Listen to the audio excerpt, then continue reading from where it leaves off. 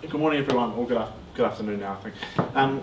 So what we looked at as part of the Superdiversity Stocktake, and probably the burning platform we saw, was earlier this year, Statistics New Zealand produced some projections on the ethnic makeup of New Zealand around 2038. So we're looking roughly in the same kind of time frame. And what they show very clearly is I'm not going to say the good old model, but the old model where you had Europeans, and then you had Maori, and then you had Pacific Asians off to the side of it. That's already going, and by 2038 it will be gone. By 2038, more than half of New Zealanders will identify at least partially as being either Asian or Pacific or Maori. So the old sort of European majority will basically be by the by.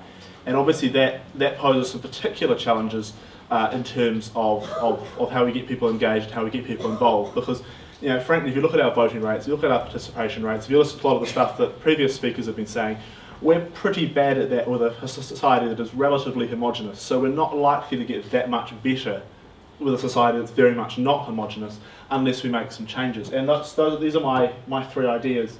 Now, the first one, compulsory voting. Now, I'll be the first to admit this is a kludge. Ideally, we would have a system which got people engaged and involved in the system so that they would vote. And the history of Western democracy is that nobody has ever been able to work out how to do that, and the participation rates are sliding basically everywhere across the first world, with the exception of countries that make people vote. Now, obviously, voting itself is not some kind of transformative act.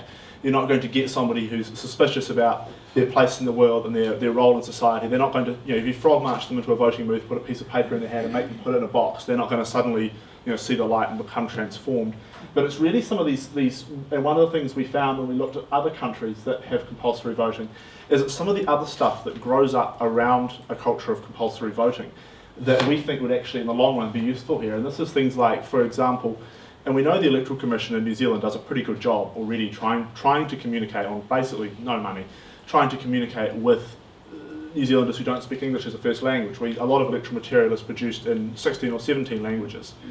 But we think compulsory voting, because you would then have essentially a scenario where a large number of people would be turning up to the voting booth, not particularly willingly, but we think that would probably drive a better understanding and a better push towards getting those people involved in the system. The other thing it would do, from a purely cynical perspective, is there's not a lot of focus in New Zealand at the moment from political parties on catering to new migrants. They don't really do it.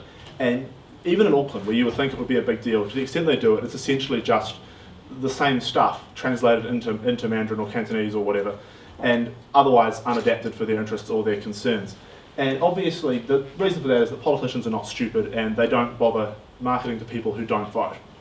Obviously, in a scenario where you had compulsory voting, we would think that would go by the by, that we'd hope that you would see, eventually anyway, politicians looking a bit more vigorously to cater to the needs of the whole of New Zealand rather than the subset of New Zealand that turns up at the polling booth every 3 years. As I say, it's a kludge.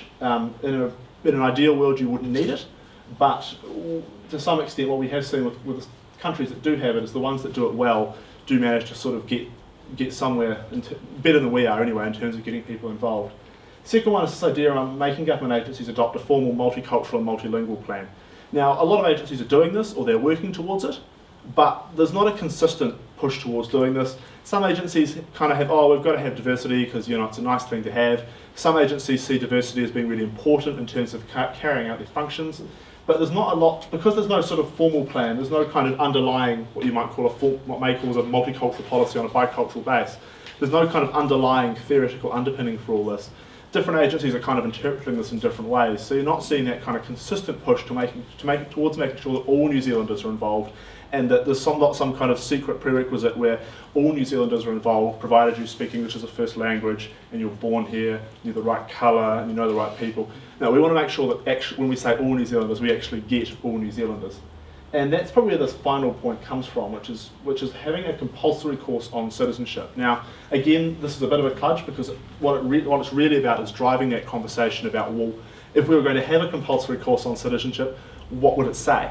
What would we say the essential aspects of being a New Zealand citizen are? And that's where I think it's important to focus that both on high schoolers, so people who essentially are citizens primarily by accident of geography, and by New Zealanders who are different because they're people who've chosen to take up citizenship in a way that most of us haven't. And it's interesting to me that there's not you would think this would be something that the Department of Internal Affairs would track quite vigorously. Actually, they don't. The reason that most people take up citizenship, according to Internal Affairs, is they filled in the right form and they ticked all the boxes. So I think having a course on citizenship for high schoolers and New Zealanders, it drives us having a conversation as a country about, well, what does that mean? What are our core values? What makes New Zealand New Zealand?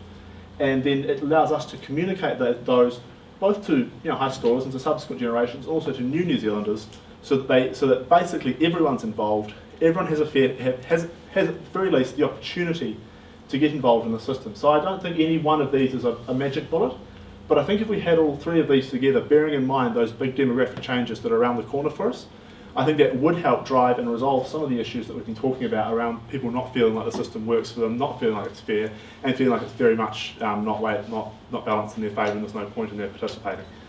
So those are my three ideas. Please tell me why I'm wrong. Cool, thanks very much.